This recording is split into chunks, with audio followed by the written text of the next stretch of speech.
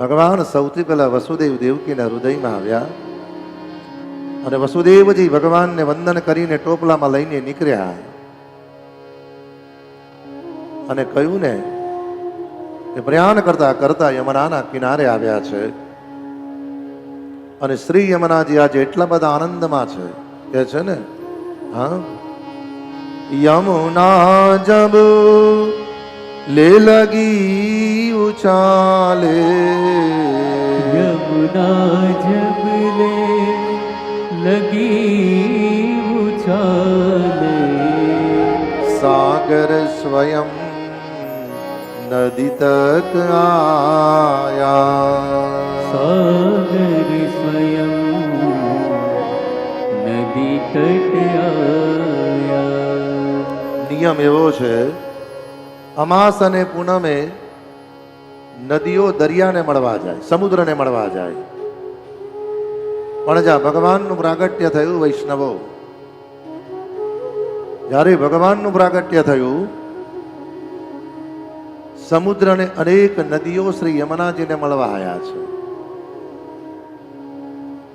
હા, કારણ ભગવાન રામનો જન્મ થયો ત્યારે તુલસીદાસજીએ લખ્યું કે રામજીનો જન્મ થયો ત્યારે 1 મહિના સુધી સૂર્યાસ્ત થયો નથી. 1 મહિના સુધી સૂર્યાસ્ત નથી થયો.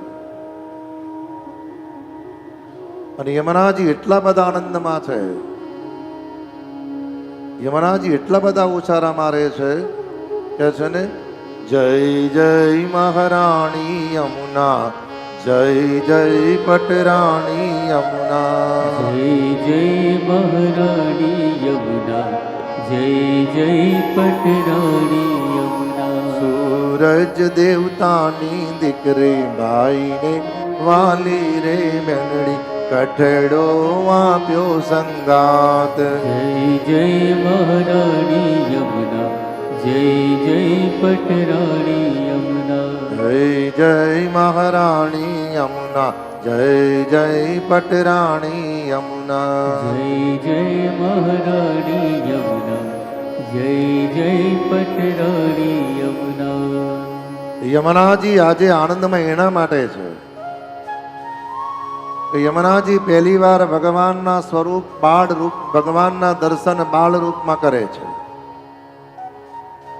યમુનાજી કોણ છે કે છે ને શ્યામલ વર સુરત મૂરત માધુરી, मूरत माधुरी પ્રેમ સહિત પટરાણી, प्रेम सहित पटरानी પરાક્રમે પુરા.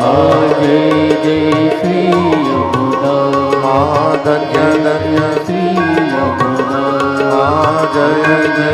श्री यमुना। યમુનાજી ભગવાનના પટરાણી છે અને પહેલી વાર શ્રી યમુનાજીએ ભગવાનના દર્શન બાળ રૂપમાં કર્યા છે.